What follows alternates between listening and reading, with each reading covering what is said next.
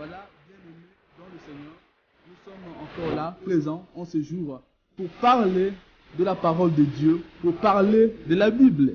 La Bible qui est un livre merveilleux, extraordinaire, tant du plan prophétique qu'humain. La Bible est un livre sans pareil, incomparable, qui contient véritablement la parole de Dieu, que nous vous amenons ce soir dans vos maisons. Nous allons vous inviter ce soir à agrandir votre appétit des Écritures, à agrandir votre soif pour la connaissance. Cela nous permettra d'explorer avec vous les récits merveilleux de la Bible, allant du livre de Genèse jusqu'à l'Apocalypse ou d'autres récits merveilleux que nous découvrirons ce soir dans la Bible, dans la parole de Dieu. Alors ce soir, nous voulons parler d'un thème particulièrement important pour votre vie, important pour l'humanité d'aujourd'hui et important pour les jours à venir. Car comme vous le savez, notre espérance, ce n'est pas dans ce monde. La Bible nous montre clairement que nous sommes de pèlerins sur la terre et que donc nous attendons un royaume à venir. Voilà pourquoi ce soir, nous allons souligner un thème particulièrement important, que nous allons parler sur le plan de Dieu pour l'humanité. Vous vous posez autant de questions, vous vous posez beaucoup de questions, à savoir, quel nous réserve l'avenir? Qu'est-ce qui viendra demain? Quel est le plan de Dieu pour l'humanité? Il y a autant de questions que nous nous posons. Vous vous posez la question de savoir d'où nous venons, d'où nous allons, qu'est-ce qui arrivera demain? Alors, il y a beaucoup de théologie aujourd'hui. Voilà, vous entendrez parler dans le journal ou je ne sais pas, partout où vous passez. Voilà, la théorie, par exemple, de l'évolution qui vous expliquera que l'homme est issu du Big Bang ou du phénomène de hasard, que l'humanité est issue de hasard. Mais nous vous expliquons ce soir, nous parlons avec vous dans la Bible, que rien de tout cela n'est évident. Que l'humanité telle qu'elle, que l'homme tel qu'il est, ne peut en aucun cas être un fruit du hasard, ne peut pas être un fruit du Big Bang ou d'un hasard qui éclaterait et qui formerait toutes choses. Avec l'intelligence que vous avez, avec la façon dont Dieu vous a conçu, avec l'environnement qui nous entoure, le poisson dans les eaux, la nature telle qu'elle, comprenez bien que derrière la création, il y a un génie merveilleux, il y a un grand Dieu qui a façonné toutes choses, mais aussi qui a établi un plan merveilleux pour votre vie et pour l'avenir. Aujourd'hui, les suicides ont pris place. Nous sommes au temps de l'angoisse. Voilà pourquoi nous vous amenons ce message qui est le plan de Dieu. Ce message est de nature à renforcer votre foi, de nature à vous pousser, à vous préparer pour le jour de l'enlèvement. Voilà, Dieu a un plan merveilleux pour votre vie. Si nous regardons dans le livre de Genèse, au chapitre 3, à partir du verset 15, la Bible dit ceci. La Bible nous dit que je mettrai l'inimitié entre toi et la femme, entre ta postérité et sa postérité. Celle-ci t'écrasera la tête et tu lui blesseras les talons. Nous voyons déjà ici, après la chute de l'homme, après le péché de l'homme, Dieu prévoit déjà un plan. Dieu a déjà énoncé ce qu'il allait faire dans l'avenir au travers du sacrifice de son Fils Jésus-Christ. Ceci nous permet de comprendre que tout ce qui arrive dans le monde d'aujourd'hui n'est pas le fruit du hasard, mais c'est le fruit du plan merveilleux de Dieu. Car quoi que l'homme a chuté, quoi que l'homme a été destitué de la grâce qu'il avait auprès de Dieu, mais Dieu a prévu un plan pour restaurer l'humanité, pour restaurer ceux qui croyaient en Jésus-Christ. Comme vous, ce soir, sachez que Dieu a un plan pour vous, un plan du salut éternel que nous allons d'ailleurs découvrir tout au long de cette étude, au travers notamment de l'étude approfondie du livre de Daniel, qui contient des thèmes et des révélations profondes sur notre temps ou sur le royaume à venir. Cela est particulièrement important. Alors le plan merveilleux de Dieu pour l'homme, la vie sur la terre après le péché, la condition de l'homme est devenue difficile. Quand l'homme est destitué, quand le péché a atteint l'humanité, nous savons que l'humanité tout entière a été contaminée. L'humanité tout entière a perdu son essence, le but pour lequel elle a été créée. Car nous savons bien que le mot péché ne veut rien d'autre que manquer sa cible. Voilà, le mot péché veut dire manquer sa cible. C'est-à-dire qu'une fois que l'homme a péché, l'homme a manqué sa cible. Quelle est la cible que l'homme a manqué? C'était la domination, c'était le pouvoir, c'était l'autorité sur toute la création. En manquant la cible, l'homme s'est lancé lui-même dans une voie contraire à la voie de Dieu. L'homme s'est établi des stratégies, l'homme s'est établi des plans lui-même, les plans d'égarement qui ne plaisent pas à Dieu. Voilà pourquoi l'humanité est telle qu'elle est aujourd'hui. Voilà pourquoi la souffrance est si insupportable. C'est parce que l'homme s'est écarté du plan initial de Dieu. Nous vous invitons ce soir à retourner auprès de Dieu au travers de cette étude. Alors nous allons commencer dans le livre de Genèse au chapitre 6, le premier et le deuxième verset. Genèse chapitre 6, verset 1 et verset 2. Et la Bible nous dit ceci. Lorsque les hommes eurent commencé à se multiplier sur la face de la terre et que les filles leur furent nées, les fils de Dieu virent que les filles des hommes étaient belles, et ils en prirent pour femmes, parmi toutes celles qu'ils choisirent. Alors l'Éternel dit, mon esprit ne consternera pas toujours avec l'homme, car l'homme n'est que chair, et ses jours seront de 120 ans. Nous voyons ici la dégradation de la situation humaine, la dégradation de l'humanité, la dégradation de la condition humaine, la chute, la déchéance même de l'homme. Ici, la Bible nous révèle une période importante dans la vie de l'humanité. Car nous voulons avec vous voir quel est le plan merveilleux de Dieu. Mais permettez-moi de vous introduire dans ce thème merveilleux par ce verset, par ce récit, par ce livre de la Genèse. Nous voyons ici, la Bible nous dit clairement que quand les hommes ont commencé à se multiplier sur la surface de la terre et quand les filles leur furent nées, les fils de Dieu descendirent et prirent les filles des hommes pour femmes. Ils se marièrent avec les filles des hommes. Alors, l'expression fils de Dieu, vous pouvez vous référer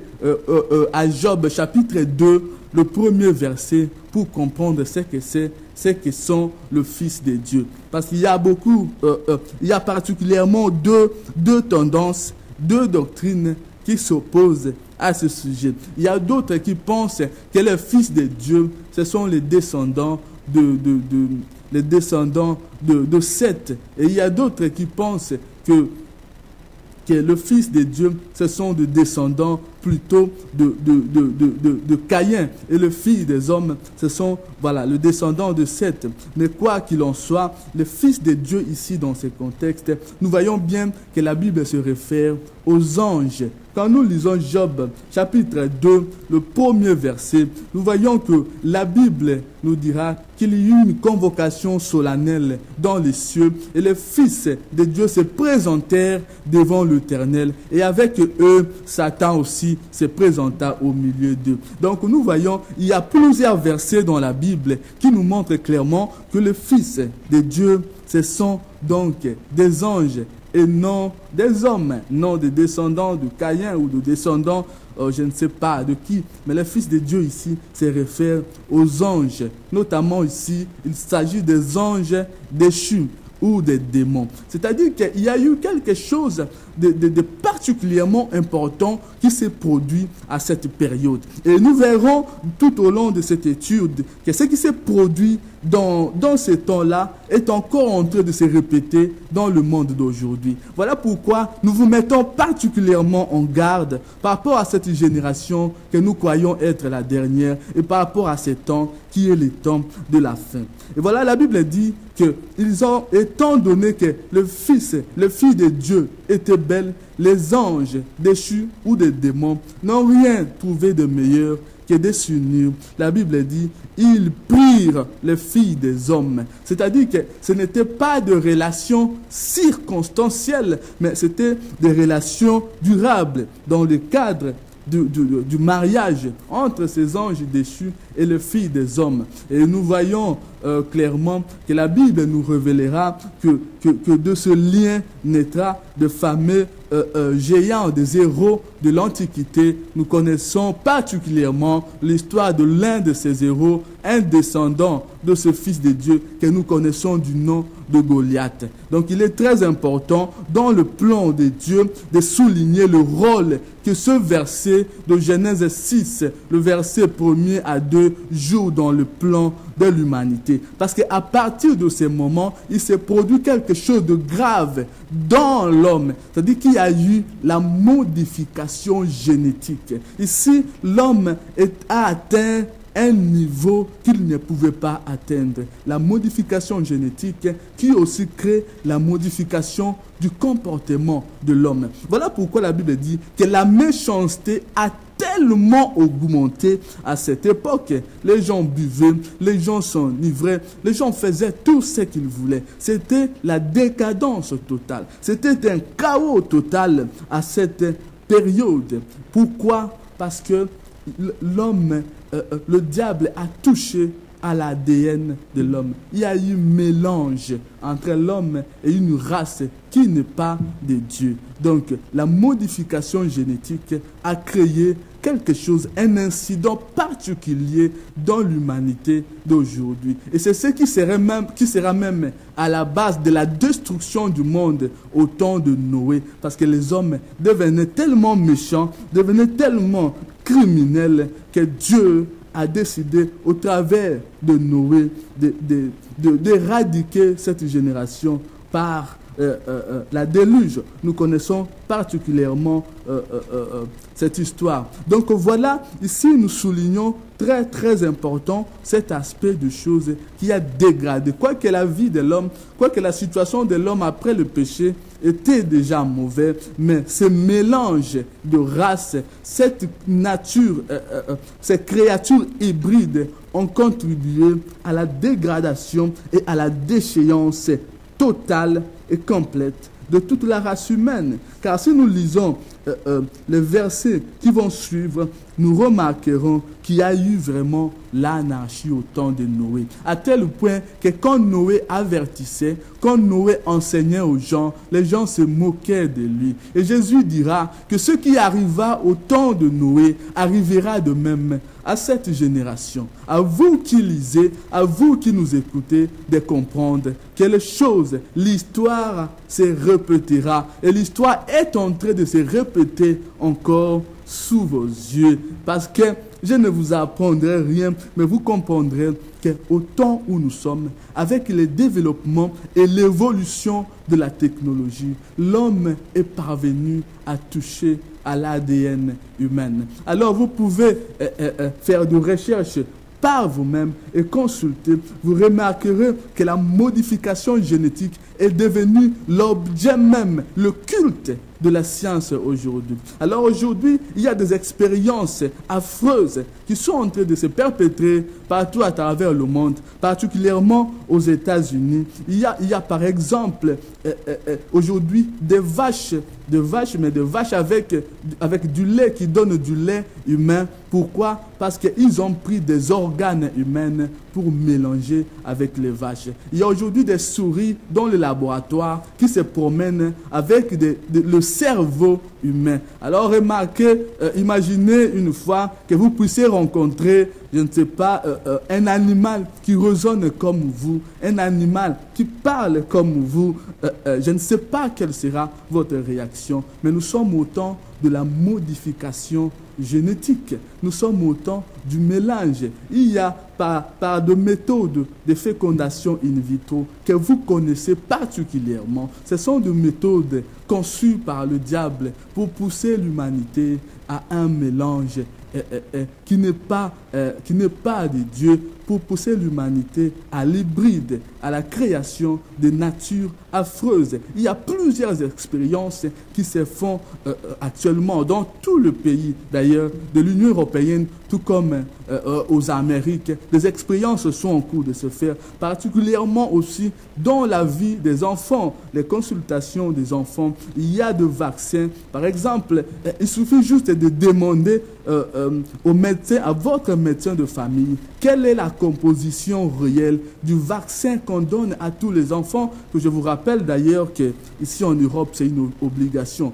Vous retrouverez dans ces vaccins des composants affreux, des composants mortels, comme des acides. Vous retrouverez dans ces vaccins. Les choses que nous vous annonçons, ce sont des études prouvées par des scientifiques indépendants. Vous retrouverez dans ce même vaccin pour les enfants, il y a du sang des fœtus, donc des sangs de nouveau-nés qui sont mélangés dans des vaccins. Et imaginez ces nouveau-nés, vous ne connaissez pas leurs origines, ils ont leurs propres ADN, mais ce sang est injecté à vos enfants sans que vous en soyez conscient d'aucune façon. D'ailleurs, ils n'ont pas besoin de votre consentement. Voilà, ça ce ne sont que quelques exemples pour étayer, pour vous expliquer le contexte dans lequel le monde s'est trouvé au temps de Noé et aujourd'hui, les contextes dans lesquels nous nous trouvons. Nous développerons plus ce thème dans une vidéo que nous vous proposerons qui s'intitulera « Le gouvernement mondial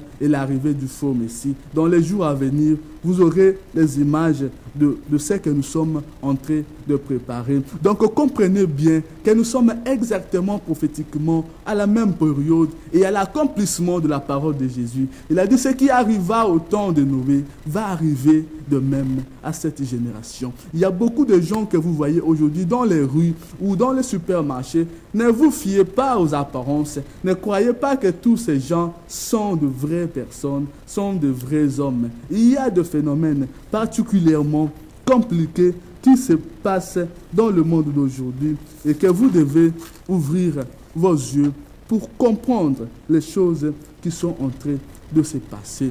Voilà pour l'introduction de ce thème merveilleux qui est le plan de Dieu. Maintenant, nous allons ouvrir nos Bibles. Nous allons parcourir le livre de Daniel, particulièrement trois chapitres très importants du livre de Daniel que nous allons explorer tout au long de ces semaines. Nous ne savons pas quand nous allons terminer, mais au moins nous allons parcourir doucement. Nous allons vous expliquer en profondeur qu'est-ce que Dieu révèle pour l'humanité au travers de ce livre, au travers de ce récit merveilleux qui est le livre de Daniel. Voilà, nous allons prendre nos Bibles justement et aller dans le livre de Daniel au 2e verset. Restez avec nous, vous qui aimez la parole de Dieu, vous qui avez soif de comprendre les choses qui se passent dans le monde d'aujourd'hui. Et regardez, découvrez ensemble avec nous le plan merveilleux que le Seigneur a révélé à Daniel. Je vous rappelle qu'ici, nous sommes à plus de 3600 ans avant cette heure, c'est-à-dire une période tellement éloignée. Voilà pourquoi la certitude de la prophétie a mis en mal l'intelligence de l'humanité aujourd'hui. Aujourd'hui, même le plus grand professeur des universités ne sauront pas ce soir se mettre sur cette table pour parler avec nous de ces histoires. Parce que la prophétie est tellement précise que l'intelligence de l'homme ne peut pas concevoir ces choses. Il n'y a qu'un Dieu merveilleux qui vous aime, qui a révélé ces choses en avance pour que vous puissiez être au courant. J'aimerais que vous souligniez particulièrement ces versets avant de commencer. Regardez dans Marc 13, au 23e verset, Jésus est en train de dire à ses disciples, il dit, soyez sur vos gardes, car je vous ai tout annoncé en avance. C'est-à-dire que les choses qui nous arrivent aujourd'hui, la Bible dit, ne soyez pas troublés. Dieu nous l'a annoncé dans la Bible. Et nous vous invitons apprendre le livre de Daniel, le deuxième chapitre, à partir du verset 1er. Alors ce livre, c'est un récit que nous connaissons particulièrement bien, je pense tout le monde, ou à peu près ceux qui lisent la Bible connaissent ce récit de Daniel. Mais la question est de savoir, est-ce que nous comprenons, est-ce que vous comprenez la révélation et le plan de Dieu qui est caché dans ces livres? Nous ne prétendons pas ici vous révéler toute la pensée ou tout le plan de Dieu. Car dans Deutéronome 29, la Bible dit qu'à Dieu appartient les choses cachées et aux hommes les choses révélées. Donc, dans la limite du possible, nous vous exposons la révélation que par l'Esprit le Seigneur a mis à notre disposition. N'oubliez pas que dans Daniel, la Bible nous dit aussi qu'au temps de la fin, la connaissance augmentera. Donc je vous invite à ce que votre connaissance ce soir puisse commencer à augmenter. Au premier verset, la Bible dit ceci. Daniel 2, à partir du premier verset jusqu'au 49e verset. Alors c'est une étude longue, mais que nous allons parcourir petit à petit. D'abord, je vais faire la lecture du texte et après nous allons commencer à expliquer ligne par ligne. La Bible dit ceci. La seconde année du règne de Nebuchadnezzar eut des songes. Il avait l'esprit agité et ne pouvait dormir. Le roi fit appeler les magiciens, les astrologues, les enchanteurs et les chaldéens pour qu'ils lui disent ses songes. Ils vinrent et se présentèrent devant le roi. Le roi leur dit, « J'ai eu un songe, mon esprit est agité, et je voudrais connaître ce songe. » Le chaldéen répondit au roi en langue araméenne, « Ô roi, vis éternellement.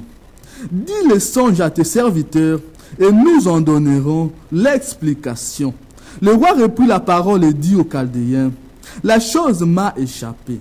Si vous ne me faites connaître le songe et son explication, vous serez mis en pièces, et vos maisons seront réduites en un tas d'immondices. Mais si vous me dites le songe et son explication, vous recevrez de moi de dons et de présents et de grands honneurs. C'est pourquoi, dis-moi le songe et son explication. » Ils répondirent pour la seconde fois, « Que le roi dise le songe à ses serviteurs et nous en donnerons l'explication. » Le roi reprit la parole et dit, « Je m'aperçois en vérité que vous voulez gagner du temps parce que vous voyez que la chose m'a échappé. Si donc vous ne me faites connaître le songe, la même sentence vous enveloppera tous. Vous voulez vous préparer à me dire des mensonges et des faussetés en attendant que le temps soit changé. C'est pourquoi dites-moi le songe et je saurai si vous êtes capable de m'en donner l'explication. » Le chaldéen répondit au roi, « Il n'est personne sur la terre qui puisse dire ce que demande le roi. Aussi jamais un roi, quelque grand et puissant qu'il ait été, n'a exé une pareille chose d'aucun magicien, astrologue ou chaldéen. Ce que le roi demande est difficile, et il n'y a personne qui puisse le dire au roi, excepté les dieux dont la demeure n'est parmi les hommes. » Là-dessus, le roi s'est mis en colère et s'irrita violemment. Il ordonna qu'on fît périr tout le sage de Babylone. La sentence fut publiée. Le sage était mis à mort. Et l'on cherchait Daniel et ses compagnons pour les faire périr. Alors Daniel s'adressa d'une manière prudente et sensée à Arioc, chef de garde du roi, qui était sorti pour mettre à mort le sage de Babylone. Il prit la parole et dit à Arioc, « Commandant du roi, pourquoi la sentence du roi est-elle si sévère ?» Arioc exposa la chose à Daniel. Et Daniel se rendit vers le roi et le pria de lui accorder du temps pour donner au roi l'explication. Ensuite, Daniel alla dans sa maison et il instruisit de cette affaire Ananias, Michaël et Azaria, ses compagnons, les engageant à implorer la miséricorde du Dieu des cieux, afin qu'on ne fît pas périr Daniel et ses compagnons avec le reste de sages de Babylone. Alors le secret fut révélé à Daniel dans une vision pendant la nuit. Et Daniel bénit les dieux des cieux. Daniel prit la parole et dit: béni soit le nom de Dieu, d'éternité en éternité. À lui appartiennent la sagesse et la force. C'est lui qui renverse et qui établit le roi, qui donne de l'intelligence. Il révèle ce qui est profond et caché. Il connaît ce qui est dans les ténèbres, et la lumière demeure avec lui. Dieu de mes pères, je te glorifie et je te loue de ce que tu m'as donné, la sagesse et la force, de ce que tu m'as fait connaître, ce que nous t'avons demandé, ce que tu nous as révélé, le secret du roi. Après cela, Daniel se rendit auprès d'Arioc, à qui le roi avait ordonné de faire périr le sage de Babylone. Et il alla et lui parla ainsi: ne fais pas périr le sage de Babylone, conduis-moi devant le roi, et je donnerai au roi l'explication. Arioc conduisit promptement Daniel devant le roi et lui parla ainsi: j'ai trouvé parmi les captifs de Juda un homme qui donnera l'explication au roi, qu'on nommait Belshazzar. Es-tu capable de me faire comprendre le songe que j'ai eu et son explication? Daniel répondit en présence du roi et dit: ce que le roi demande est un secret que les sages, les astrologues et les magiciens et le devin ne sont pas capables de découvrir au roi. Mais il y a dans les cieux un Dieu qui révèle le secret et qui a fait connaître au roi Nebuchadnezzar ce qui arrivera dans la suite des temps. Voici ton songe et les visions que tu as eues sur ta couche. Sur ta couche, ô roi, il t'a montré des pensées touchant ce qui sera après ces temps-ci. C'est lui qui révèle le secret, t'a fait connaître ce qui arrivera. Voilà, nous sommes ici déjà au verset 30. J'interromps un peu la lecture pour commencer petit à petit à vous expliquer, à vous plonger dans quel contexte nous situons par rapport à ces récits. Alors, nous sommes ici environ en l'an 606 avant Jésus-Christ, au moment où le peuple de Jérusalem sont partis en captivité à Babylone sous le règne de Nabuchodonosor. Et nous voyons que Daniel et ses compagnons furent emmenés dans la cour du roi parce qu'ils avaient une intelligence supérieure. Ils étaient considérés comme de sages. Mais ce qui arriva ici au verset 2, c'est que le roi eut un songe. Et ce songe troubla complètement le sommeil du roi à tel point qu'il ne parvenait plus à fermer les yeux. Le roi ne parvenait plus à dormir.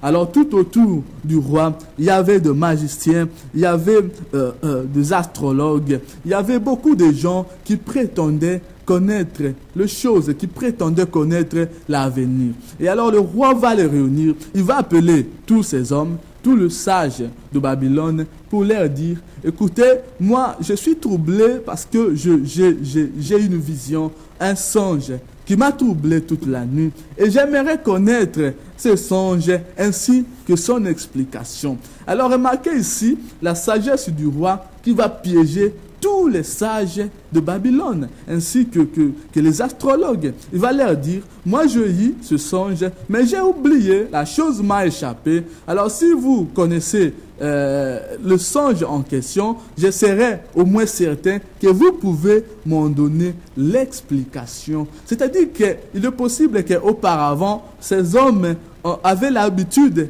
de duper le roi, de lui mentir. Et ce jour-ci, le roi dit, non, non, je ne vous révélerai pas ce que moi j'ai vu. C'est à vous qui êtes sage de me dire ce que moi j'ai vu. Si vous ne le faites pas, alors je vais vous faire périr tous. Et le roi les appela un à un, de Chaldéens, de sages, et tous les devins, les astrologues. Mais il répondit au roi que ce que tu nous demandes est impossible. Aucun homme, aucune personne sur la terre, ô roi, ne peut t'en donner l'explication à ce que tu demandes. Ils disent au roi, dis-nous quel est ton songe et nous allons t'en donner les explications. Alors le roi leur dit, non, non, je ne vous dirai pas, mais à vous de me dire ce que je rêvais et aussi l'explication. Alors tous les sages de Babylone furent emprisonnés, furent à la porte en quelque sorte de la mort, jusqu'à ce que Daniel, qui était aussi considéré comme un sage,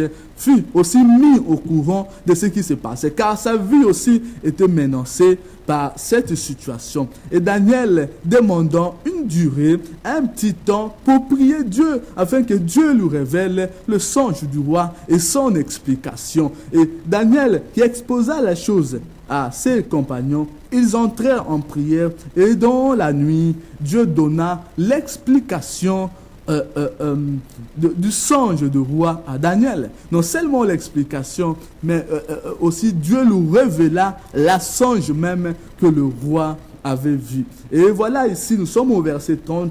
Et Daniel donc se présente devant le roi pour lui dire, non, il ne faut pas tuer le sage de Babylone, car le Dieu des cieux, il m'a révélé votre songe. Et maintenant, par sa grâce, je suis capable de vous en donner l'explication. Voilà le contexte dans lequel nous nous trouvons. C'est-à-dire que ce roi eut une vision terrible. Dieu révéla à Nabuchodonosor le plan de l'humanité. Dieu révéla à Nabuchodonosor ce qui doit arriver à la suite des temps jusqu'au moment de l'avènement du Seigneur Jésus-Christ, que nous verrons d'ailleurs dans ces songes et que nous allons détailler en profondeur verset par verset avec vous. Remarquez ici, à partir du verset 31, Daniel dit ceci.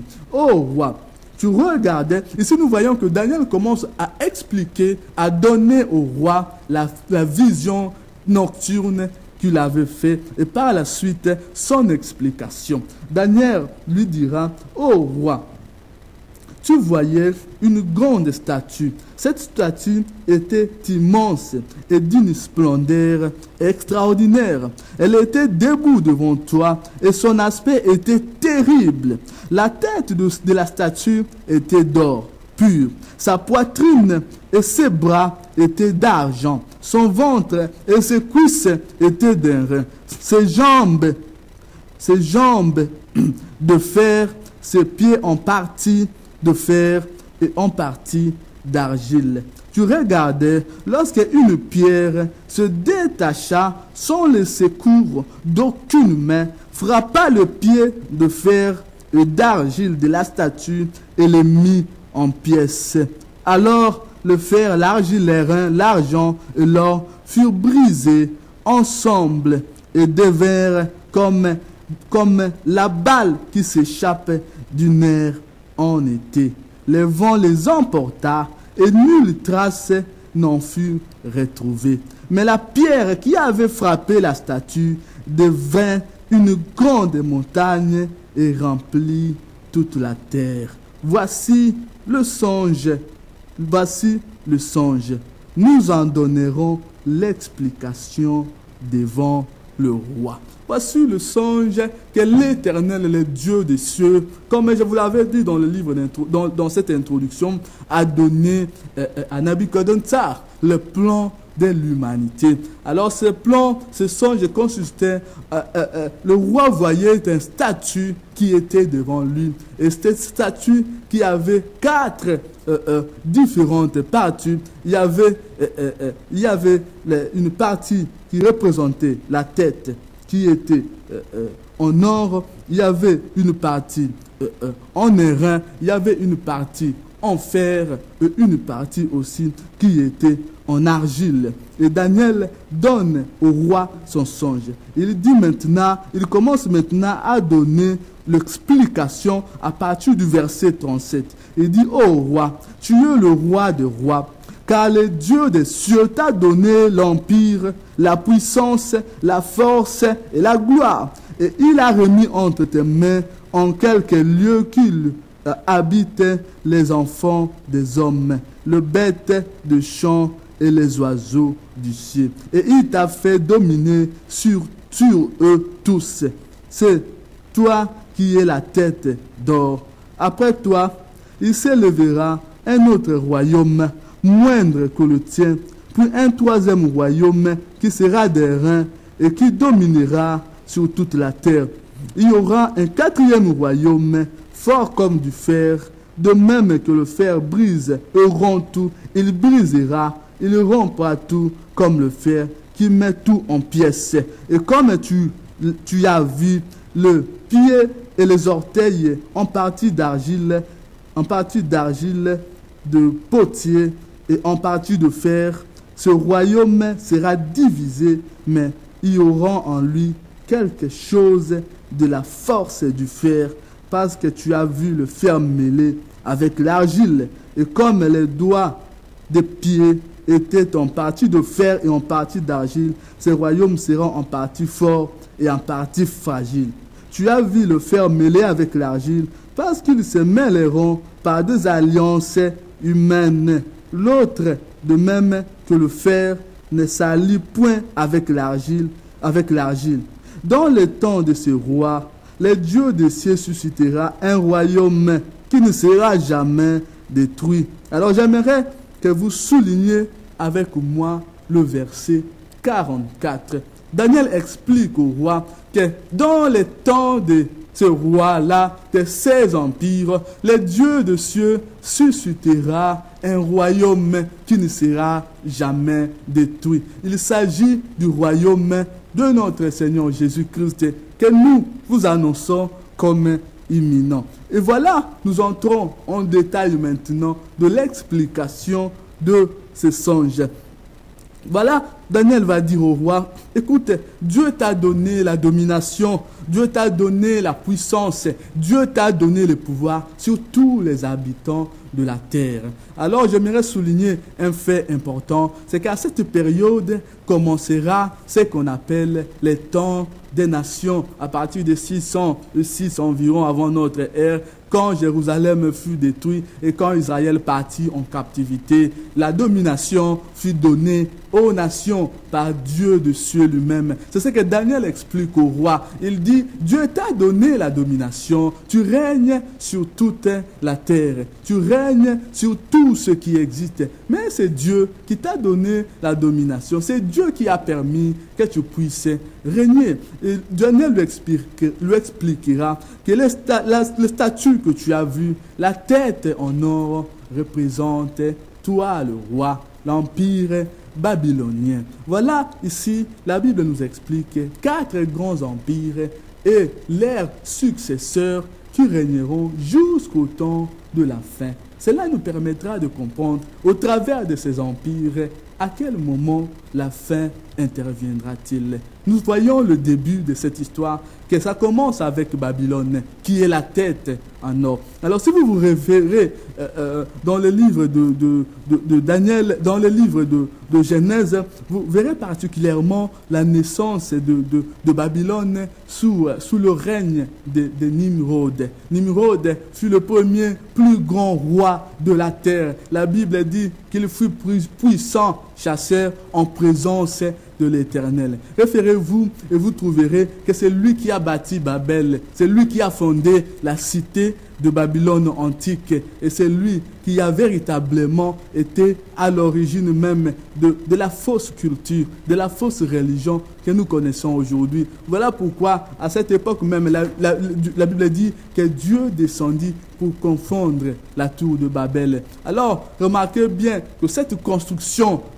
qui est Babel, qui visait à atteindre les hauteurs des cieux, remarquez dans votre intelligence que les pierres ou les briques, d'aucune façon, aucun architecte ne peut bâtir un édifice qui puisse atteindre les cieux. Mais l'explication de ce verset est tout simplement que Nimrod était un homme d'une autre nature. Quand vous lirez la Bible, par la suite, dans d'autres interventions, nous comprendrons qu'il était un homme d'une nature angélique. C'est-à-dire que Nimrod était l'un des descendants de ces anges, de ces fils de Dieu qui ont pris des filles des hommes comme femmes. Il était puissant, la Bible dit extraordinaire, puissant devant l'Éternel. Il a régné sur toute la terre, mais également il a introduit une culture qui n'est pas la culture divine. Il était l'initiateur, le premier même qui était à la base du projet de l'ordre mondial. C'est lui qui avait déjà cette idée à l'époque de réunir tout le peuple en un seul village pour adorer le diable. Voilà pourquoi Dieu les confonda à leur époque. Il était aussi à l'origine du mouvement, de ce mouvement évolutionniste que nous voyons aujourd'hui avec Darwin et les autres sages. C'est cet homme qui est également le fondateur de Babylone. Et donc, voilà pourquoi cet héritage, il a transmis à ses descendants. Quand vous lisez la Bible, vous remarquerez que des villes comme Sodome ou Gomorrhe, c'était des villes bâties par Nimrod et c'était aussi ses descendants qui y habitaient. Donc voilà un peu pour vous situer dans quel contexte, dans quelle situation se trouve Babylone. C'est un empire qui a hérité le mal depuis sa genèse, qui a hérité le péché et l'orgueil depuis sa genèse. Et Nebuchadnezzar succéda à cet empire. Il régna, il développa, il agrandit cet empire à tel point qu'il domina sur la terre comme Daniel le révèle. Et donc à travers de ce récit, Dieu nous révèle donc 4 grands empires. Le premier empire, nous soulignons, c'est l'empire babylonien. La Bible nous dit que Daniel dit que ô roi, toi Dieu, tu représentes la tête du statut, la tête en or, te représente toi. C'est-à-dire que le premier empire, c'est l'empire babylonien qui régna de 606 avant Jésus-Christ jusqu'en 536 avant Jésus-Christ. Et le premier empire, le deuxième empire plutôt, qui devait succéder à l'empire babylonien, la Bible nous en donne l'explication. Remarquez au verset 39, la Bible dit « Après toi, il s'élèvera un autre royaume moindre que le tien, puis un troisième royaume. » Alors le deuxième royaume, c'est l'empire médo-perse, que nous savons par de génies militaires, notamment sous Cyrus, ils sont parvenus à mettre en déroute l'armée babylonienne, l'armée de Nabuchodonosor. Donc le deuxième empire qui devait régner par rapport à cette prophétie, c'est l'empire médo-perse, le Mède et le Perse. Il régna de 339 jusqu'en 332 avant Jésus-Christ, c'est-à-dire avant l'ère chrétienne. Et il eut aussi dans l'histoire de l'humanité le troisième empire. Alors, ces descriptions que nous vous donnons, la Bible en parle, mais aussi les historiens. Vous pouvez consulter les manuels d'histoire et vous remarquerez l'exactitude de la prophétie et l'ordre que Dieu a établi par rapport à ces royaumes. La troisième civilisation ou royaume, c'est la civilisation hellénistique ou l'empire grec. Les Grecs ont régné de 331 à 146 avant Jésus-Christ. Les Grecs furent donc avec Alexandre le Grand, qui fut puissant en armée. Il conquit le monde, il domina la terre à tel point qu'il fut un homme que les gens tremblaient devant lui. Les gens le craignaient. Et il se suicida parce que après avoir conquis le monde, après avoir conquis la terre, Alexandre le Grand était à la recherche de défis, de conquête, à la recherche d'autres civilisations à conquérir. Mais comme il ne trouva plus d'autres civilisations, il se suicida. Il pensait que sa vie devait s'arrêter là parce que pour lui, la vie, c'était la guerre, c'était les conquêtes. Et le quatrième empire, cela est très important, c'est l'Empire romain. L'Empire romain qui régnant de 146 avant Jésus-Christ jusqu'à 476 de notre ère, c'est-à-dire après Jésus-Christ. Comme vous le savez, Jésus-Christ est né au temps de l'Empire romain. Et voilà donc, la Bible dit au verset 39, la Bible dit, après toi, il s'élèvera un autre royaume moindre que le tien, puis un troisième royaume qui sera d'airain et qui dominera sur toute la terre. Il y aura un quatrième royaume fort comme du fer, et de même que le fer brise et rompt tout, il brisera, il rompra tout comme le fer qui met tout en pièces. Alors remarquez ici, il y a une dégradation dans cette révélation. Il y a d'abord la tête qui commence, la tête en or, et il y a le deuxième royaume d'airain, il y a le troisième de fer, et nous voyons la situation, la condition se dégrader jusqu'à ce que le dernier royaume qui est, par rapport à cette révélation, l'Empire romain, sera en même temps de fer et en même temps d'argile. La Bible dit, ils se feront par des alliances des hommes. Et cette révélation nous confirme encore la vérité que nous connaissons, c'est-à-dire que l'Empire romain, plusieurs années après cette prophétie, se divisa en deux. Une partie en fer, c'est-à-dire une partie forte, et une partie en argile, une partie faible. L'Empire romain se divise en deux. Aujourd'hui, nous connaissons Rome, mais il y avait aussi l'autre capitale, Constantinople, qui est l'actuel Istanbul en Turquie, qui, de ce temps-là, faisait partie donc de l'Empire romain. Mais voyez, la Bible dit donc que cet empire que tu as vu, les pieds, nous sommes au verset 41, les pieds et les orteils en partie d'argile sera divisé, mais il y aura en lui quelque chose de la force du fer, parce que tu as vu le fer mêlé avec l'argile, comme le doigt et le pied étaient en partie de fer et en partie d'argile. Ce royaume sera en partie fort et en partie fragile.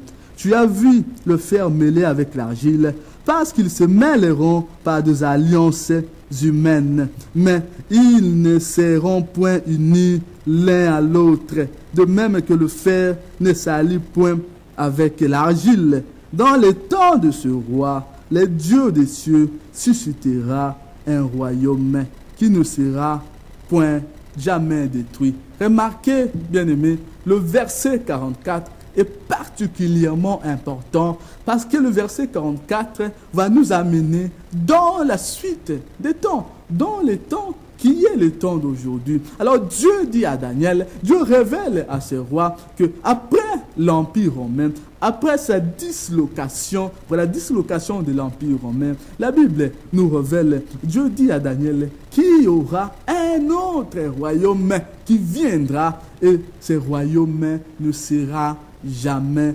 détruit.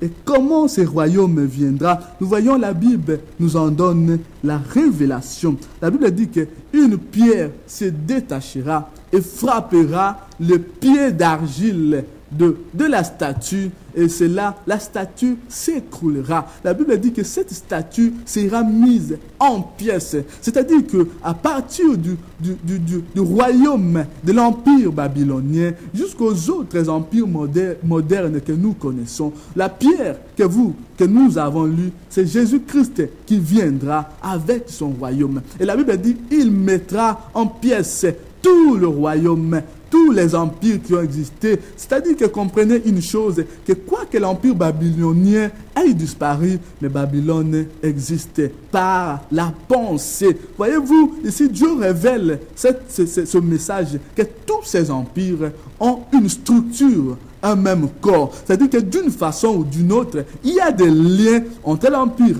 babylonien, le médo-perse, le grec et l'empire romain et le monde d'aujourd'hui et les gouvernements d'aujourd'hui. Il y a un lien qui est établi par la Bible entre tous ces systèmes qui en réalité n'ont fait que. Mais vous remarquerez la dégradation de la situation qui était en or par la tête et qui devient en argile par le pied. Cela prouve encore aujourd'hui même la dégradation de mœurs, le rejet que nous subissons devant les hommes quand nous apportons cette parole. Il y a de mépris, il y a des injures, parce que la vie a dégradé, parce que les conditions sont mauvaises. Il y a la maladie, aujourd'hui le suicide est devenu un lot quotidien, les tremblements de terre, les inondations. Bien aimé, la situation de l'humanité est devenue presque invivable. Les gens cherchent où se réfugier, mais ils ne savent plus. Les nations de la terre, le pays dans lequel nous vivons, comme la Belgique et les autres, nous en parlerons dans le gouvernement mondial, ont perdu leur souveraineté. Aujourd'hui, aucune nation ne peut décider de lui-même. Vous en êtes les témoins. Aucune nation n'a maintenant le pouvoir de décider, ni sous la Constitution, ni leurs propres lois. Mais les lois leur sont dictées par le système satanique qui est mis en place par les sociétés secrètes que nous connaissons et que nous parlerons. Donc, vous voyez un peu que la statue que nous voyons, c'est une structure. Donc, il y a de liens entre tous ces empires et tous ces royaumes. Et au verset 44, la Bible dit que Dieu va établir un autre royaume dont la domination sera éternelle. La Bible dit, il brisera et anéantira tous ces royaumes-là, et lui-même subsistera éternellement. Et lui-même subsistera éternellement. C'est ce qu'indique la pierre que tu as vue se détacher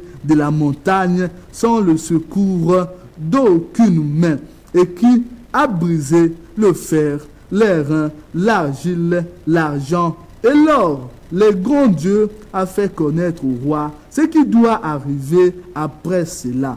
Alléluia. Que le Seigneur vous bénisse, vous qui nous suivez cet après-midi. Comprenez par cette histoire que nous venons de lire, que nous sommes en train d'expliquer avec vous, que le temps est fixé au travers des royaumes et des empires. Dieu révèle déjà à Daniel, Dieu révèle à Nabuchodonosor qu'il a fixé le temps, qu'il y aura un royaume qui viendra d'une manière subite. La Bible dit sans l'intervention d'aucun homme. C'est-à-dire que quand le Seigneur Jésus reviendra, il n'aura pas besoin des armées du monde pour le soutenir. Il n'aura pas besoin de soulèvements ni de rébellions. Mais la Bible dit, il taillera en pièces toutes les nations. Référez-vous au psaume chapitre 2, lisez tout le psaume 2 et vous comprendrez quand Dieu se mettra en jugement contre les nations. C'est ce qu'indique la fin de cette prophétie. La Bible nous révèle dans le livre d'Ézéchiel, lisez Ézéchiel le 38 et le 39e chapitre, vous comprendrez que Dieu a fixé un rendez-vous avec toutes les nations sur le mont Josaphat, à quelques pieds de Jérusalem, pour les détruire. Dieu détruira toutes les nations dans la guerre que nous appelons communément la guerre d'Armageddon, que nous connaissons, qui aura lieu dans le mont Josaphat. Cela nous est révélé dans Ézéchiel 39 et aussi Ézéchiel 38. Donc nous comprenons ici que Dieu a limité les temps par des royaumes et par des empires. Donc la tête en or est déjà passée, la poitrine en argent est passée, ce qui représentait l'empire médo-perse. Et nous avons aussi le jambe de rein, qui est l'empire grec, est déjà passé, mais aussi le pied en fer et en argile, qui est l'empire romain, qui est déjà passé. Mais il nous reste une révélation. Il nous reste donc la dernière partie sur laquelle s'abattra cette pierre qui se détachera. C'est les 10 orteils. Les pierres frôleront, la pierre qui se détachera brisera, frappera la statue par ses 10 orteils, c'est-à-dire sur le pied, c'est-à-dire l'empire ou le système qui incarnera la fin des temps. Nous verrons à partir du chapitre 7 de Daniel et dans Révélation ce qui représente donc ces 10 orteils qui en réalité révèlent les 10 rois ou les 10 petits royaumes qui viendra dans la suite des temps. Alors, je vous ai introduit déjà dans le chapitre à venir pour vous expliquer qu'au moment où nous sommes, le monde tout entier a été divisé en 10 biorégions. 10 biorégions divisées par les sociétés secrètes et promulguées par l'ONU déjà en 1946. Si vous allez dans le site internet des Nations Unies, vous trouverez les 10 biorégions de la Terre. C'est-à-dire qu'aujourd'hui, le monde n'est plus catalogué, non pas par rapport au pays, mais par rapport aux régions. Les régions de la Terre sont numérotées. C'est ce que Daniel est en train de nous révéler. C'est extraordinaire quand il parle de ces prophéties. Je vous invite, vous les amoureux des Écritures, à ne pas nous lâcher et à rester avec nous, comprendre ensemble les révélations profondes que contiennent la Bible. Remarquez que la Bible dit que vous n'êtes pas les enfants de ténèbres, que vous êtes de la lumière et que si vous veillez, la Bible dit, ce jour ne viendra pas sur vous comme à l'improviste. C'est-à-dire que si vous dormez, si vous refusez, si vous vous abstenez de comprendre ce que nous vous annonçons ce soir, l'arrivée du Fils de l'homme sera pour vous comme une surprise. Jésus dit, je vous ai tout annoncé afin que vous ne soyez pas surpris. Voilà, nous vous invitons à veiller, veiller. Prenez garde sur vous-même, les temps sur lesquels nous sommes et les temps vraiment de la fin. Nous vous annonçons ces choses, non pas comme des slogans, comme nous l'avons dit à l'introduction, mais nous lisons ici avec vous la Bible et nous voyons que Dieu nous explique l'évolution du système politique de l'humanité. C'est-à-dire que l'Antéchrist qui viendra, il utilisera justement ce système politique pour prendre contrôle de toute l'humanité. C'est ce qui représente les 4 orteils. Alors j'aimerais déjà vous préciser et vous mettre dans l'ambiance qu'au moment où nous sommes, toute la population de la Terre est cataloguée et vous êtes numérotés, vous qui nous suivez, d'ailleurs vouloir ou pas. Il y a une banque au sein de l'Union européenne, ici à Bruxelles, qu'on appelle la banque SWIFT. Au sein de cette banque se trouve une masse de données impressionnantes, des données électroniques concernant tous les citoyens de la Terre, vous y compris. Il suffit que vous soyez connectés sur Facebook. Il suffit que vous alliez faire votre passeport à votre ambassade pour que vos données soient prélevées. Rien de plus simple. Il suffit que vous achetez votre petit ticket de métro. Ils ont mis en place un système électronique performant qui est lié les uns avec les autres et qui permet aujourd'hui l'identification de la race humaine. Nous vous expliquons ces choses pour que vous compreniez, vous qui nous lisez. La Bible dit dans le livre des Révélations, heureux l'homme qui lit les paroles de cette prophétie, parce qu'elle vous permet d'ouvrir les yeux et de comprendre que l'humanité est dans son dernier virage. Vraiment, vraiment, le tout dernier virage. Alléluia. Que Elohim soit béni. Alors voilà un peu ce que représente cette vision. Voilà un peu ce que représente ce Daniel chapitre 2 que nous venons de lire, que nous exposons, que nous expliquons avec vous. La Bible dit, alors le roi Nebuchadnezzar, nous sommes là au verset 46, le roi Nebuchadnezzar tomba sur sa face et se prosterna devant Daniel et il ordonna qu'on lui offrit de sacrifices et de parfums. Le roi adressa la parole à Daniel et dit, en vérité, votre Dieu est le Dieu des cieux et le Seigneur des rois. Il révèle les secrets. Puisque tu as pu découvrir ces secrets, ensuite le roi éleva Daniel et il lui fit de nombreux et riches présents.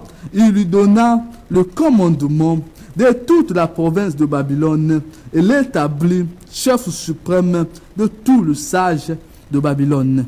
Daniel prit le roi de remettre l'intendance de la province de Babylone à Shadrach, Meshach et Abed-Nego. Et Daniel était à la cour du roi.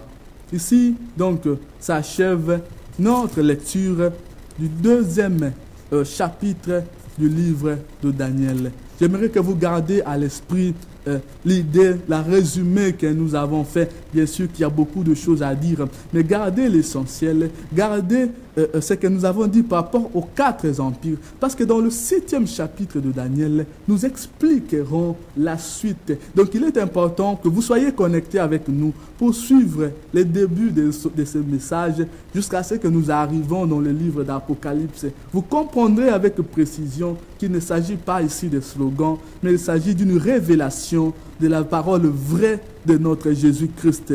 J'insiste encore ce soir que vous devez veiller. La Bible dit, vous ne savez pas quand il viendra. Il se peut que cette nuit, que vous soyez enlevés, que l'enlèvement arrive. Personne ne peut prédire avec exactitude ces jours. Mais ce qui est certain, Dieu a révélé à ses rois la période, les temps.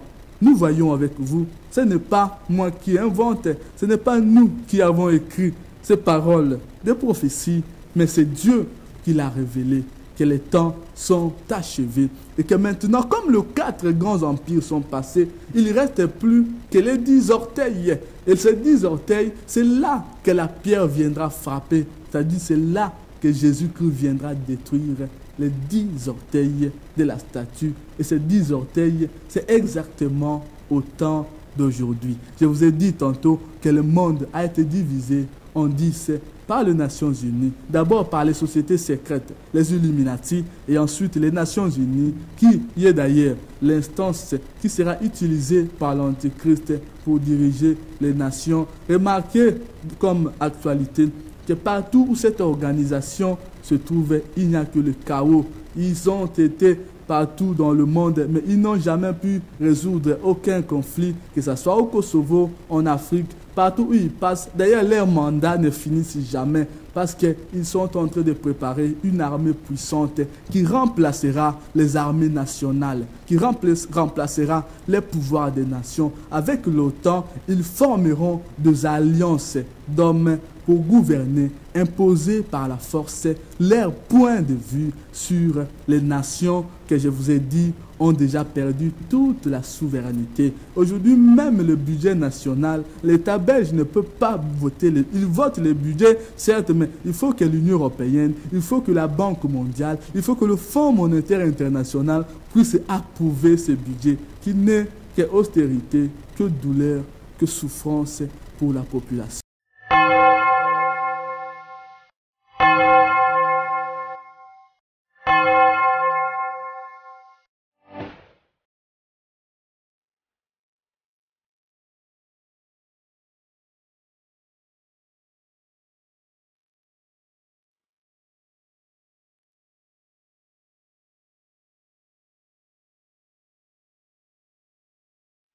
Voilà, bien-aimés dans le Seigneur, nous sommes encore là, présents en ce jour, pour parler de la parole de Dieu, pour parler de la Bible.